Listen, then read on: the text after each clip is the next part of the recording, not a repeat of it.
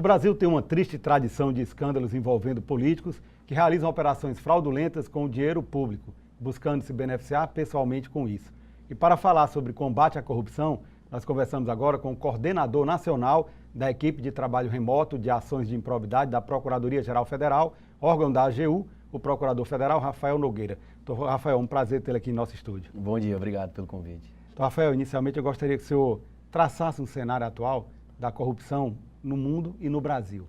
Bom, essa é uma pergunta muito importante, porque corrupção, apesar do destaque que estamos tendo agora no Brasil pelo menos nos últimos 4 anos, mas na verdade nos últimos 30, 40, 50 anos se fala disso, ela é um fenômeno humano. A corrupção, tida enquanto desonestidade, as pessoas tomarem decisões erradas, moralmente equivocadas, para ter um benefício próprio, é algo que é inerente à condição humana. O que se conseguiu em determinados países mais desenvolvidos até o presente momento foi criar mecanismos e processos, instituições, né, que se chama de institucionalidade, para inibir a prática do ato corrupto, claro, ou, uma vez acontecendo, reprimi-lo de forma eficiente. Paradoxalmente, o Brasil conseguiu, desde a Operação Lava Jato, uma melhor repressão. Colocou gente importante na cadeia, grandes empresários, políticos importantes, um processo com muitas evidências, claro, cruzamento de informações, dados financeiros de outros países, e conseguiu esse avanço no combate à corrupção. Mas a percepção do povo, da nação, é de que a corrupção graça. Mas isso é um paradoxo que acontece mesmo. Quanto mais se fala, quanto mais se combate, a sensação nossa é de que, meu Deus do céu, está acontecendo corrupção o tempo todo. Mas isso há 2, 3 décadas atrás, você vê pessoas importantes, como o senhor falou, atrás das grades, né, na cadeia, isso era inimaginável, né? Exatamente. E esse é o paradoxo. Era um avanço tremendo que tivemos no combate à corrupção, e a sociedade, através daqueles rankings que a Transparência Internacional oferece todo ano, tem uma percepção de que a corrupção ainda é uma chaga muito grande no país e precisa ainda ser mais combatida. Mas isso porque vivemos numa sociedade democrática e transparente, e se vê mais, se fala mais disso e se percebe mais isso, né? É um fenômeno interessante isso. Então, Rafael, vamos falar um pouco agora sobre o trabalho da equipe de trabalho remoto da Procuradoria-Geral Federal. Quais são os objetivos desta equipe? A Procuradoria-Geral Federal, o braço da AGU, que defende as entidades da administração indireta, por exemplo, Universidade Federal do Ceará, INSS, agências reguladoras, IBAMA, todas essas órgãos da administração indireta, ela tinha um combate descentralizado das ações de improbidade, ou seja, cada unidade, país afora, fazia as suas ações de improbidade, que eram decorrentes do quê? De uma demissão do servidor público que fraudou um benefício previdenciário, de uma demissão de um professor da universidade que quebrou um regime de dedicação exclusiva, por exemplo, hipoteticamente falando, ou cometeu algum desvio. E com isso, dado um grande volume de processos que a gente tem na área de contencioso, principalmente previdenciário, a gente não conseguia dar prioridade a essas ações, né? Então, a Procuradoria-Geral Federal selecionou, através de um edital, um grupo com experiência na área de atuação de improbidade, criou essa equipe de forma desterritorializada, ou seja, eu posso fazer processos do Brasil inteiro, aliada à tecnologia de informação, com um bom programa que nós temos hoje de gerência desses processos, e a gente passou a uma equipe de 7 a concentrar toda a análise desses processos. Qual era o objetivo? São 7 procuradores. São 7 procuradores do Brasil, São Paulo, Espírito Santo, Pernambuco, Brasília e aqui em Fortaleza. E com isso nós conseguimos concentrar essas atividades, e o procurador dessa equipe só faz isso. Então, ele tem que fazer análise de processos volumosos, processos complicados, processos às vezes mal instruídos, e com isso nós aumentamos uma média que era de 26 ações por ano, nacional, para mais de 200. É muito representativo. É muito representativo, um aumento em 10 vezes o número que era de 2002 a 2015 e de 2016, quando a equipe entrou em funcionamento, até o momento. E estamos numa fase agora, no 3º ano da equipe, 4º ano, indo para o 4º ano, de amadurecimento, de verificação das teses, o que é que a gente está ganhando, o que é que a gente está perdendo, onde a gente precisa melhorar. E, mais importante, identificando padrões para avisar as entidades que representamos, olha, há falhas no seu controle interno, há falhas na concessão de benefício previdenciário, há falhas nos convênios que os prefeitos pegam recurso da educação. A gente tem o FNDE, Fundo Nacional de Desenvolvimento da Educação, um dos maiores entidades que tem ações com a gente. E, infelizmente, são desvios na merenda escolar, no transporte escolar, em programas de alfabetização, e é um problema muito sério que a gente tem que enfrentar.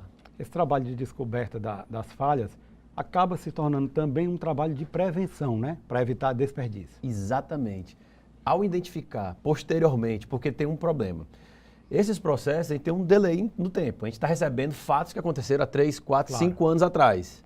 Então, quer dizer, o ato de corrupção aconteceu, o desvio aconteceu, a não prestação daquele serviço público de forma correta não aconteceu. Isso é muito ruim. É verdade. A gente quer evoluir para, verificando esses padrões de forma reiterada, evitar que esse ato aconteça.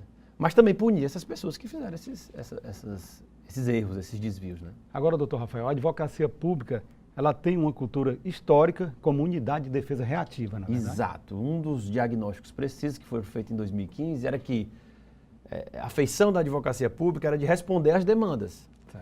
As pessoas, as empresas acionam o Estado, eu quero o meu benefício previdenciário, quero uma vaga no hospital, quero, os servidores públicos contestam não deferimento de reajustes ou pagamento de gratificação de forma correta, e isso nos enchia de trabalho de defender o erário e impedia que a gente fosse atrás, naqueles casos que a gente tinha que ter uma função proativa, né?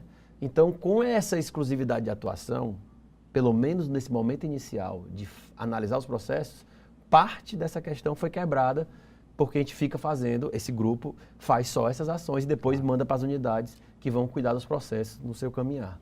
Eu gostaria que o senhor destacasse aqui os principais ganhos qualitativos e quantitativos a partir da equipe de trabalho remoto. Primeiro, o dado mais evidente que iniciamos foi o ganho quantitativo. Saímos daquela média de 26 ações ano para uma média de 200 ações ano, desde 2016, com um incremento em 2017, 2018 mantendo essa média e 2019 ruma para manter essa análise. Para além das ações ajuizadas, há uma série de processos que são analisados e arquivados por uma série de motivos. Isso também vai limpando esse estoque de processos que vem principalmente do FNDE e do INSS. São os dois maiores entidades que enviam processos. E do ponto de vista qualitativo, muito interessante, porque a gente passou a ter unidade de teses. Por exemplo, uma acumulação ilícita de cargos, acontece muito em universidades, institutos federais. Pode ser que seja improbidade, em alguns casos pode, às vezes não seja, que não há má fé evidente. Então, a gente consegue trabalhar as teses de forma mais unificada e ganha em qualidade, ou seja, na vitória ou no amadurecimento das teses nos processos. A principal atuação da equipe de trabalho remoto hoje se dá na área de ação de improbidade? Isso. Basicamente, eu diria que mais de 90% das nossas ações são de improbidade. Nós também entramos com cautelares dos acórdãos do TCU. O TCU analisa as tomadas de contas especiais, principalmente, e profere o acórdão e antes do julgamento final nos manda para a gente entrar com ação cautelar para bloquear bens para a execução futura desse acórdão, mas em número ainda bem menor do que as ações de improbidade. Doutor Rafael, um dado que me chamou a atenção é que existem 146 liminares deferidas com valor autorizativo de bloqueio de 517 milhões de reais. O senhor poderia falar um pouco sobre essas liminares? Isso é importantíssimo. A ação de improbidade prevê, no seu artigo 7º, a possibilidade do juiz decretar liminar de indisponibilidade dos bens do réu de forma antecipada, inclusive antes da citação e da notificação do réu na ação. Isso para quê? Para evitar que o réu se desfaça, né, do seu patrimônio ao longo do processo e na futura execução, caso nós venhamos a ganhar a ação, a execução seja frustrada, infelizmente. A fraude à execução. É um dado real de que muitas das ações de improbidade terminam com aquela ganhei, mas não levei. Verdade. Né? E a liminar de improbidade, o STJ definiu que não preciso demonstrar o perículo in mora, porque ele é presumido, porque se eu comprovar elementos mínimos do ato de improbidade, aquele perículo in mora é presumido, eu consigo algum sucesso de recuperação de crédito por conta desse deferimento da liminar. Porque o devedor fica aprisionado com seu patrimônio, aqueles que têm, né? Porque às vezes o fraudador muito profissional não tem nada no seu patrimônio. A fumaça do bom direito seria o suficiente. Suficiente, exatamente. Então, de algum dado estatístico que a gente está coletando, a ação está durando, para sair uma sentença de primeiro grau, em torno de 2 anos e meio, então ter uma liminar logo é fundamental para um eventual sucesso no futuro da ação. Com certeza. Então, Rafael, na sua opinião, qual a relação entre democracia e corrupção? Só acredita que quanto mais democrático o país, menor será a percepção da corrupção? Sim. Em termos, porque quanto mais democrático, mais transparente, mais aberto, mais a sociedade tem conhecimento de tudo e às vezes dá aquele paradoxo de, eu tô vendo demais e eu penso que tem demais, quando na verdade é porque eu tô vendo. Né? Numa ditadura não existe crime. A questão está sendo tratada com transparência. Numa ditadura não existe crime, ninguém pode falar nada, não existe entre aspas, evidentemente. Verdade. E o fator de recuperação dos ativos é fundamental, mas não é isso. A corrupção, ela dinamita a confiança da sociedade nas instituições de Estado. Verdade. Então, combater a corrupção é preservar a democracia, é preservar a institucionalidade. As pessoas terem a crença de que nós, servidores públicos, agentes políticos, empresários que lidam com a coisa pública, ao lidar com esses recursos, lidam de forma correta para prestar um bom serviço à sociedade. Isso é fundamental. Confiança em democracia é tudo.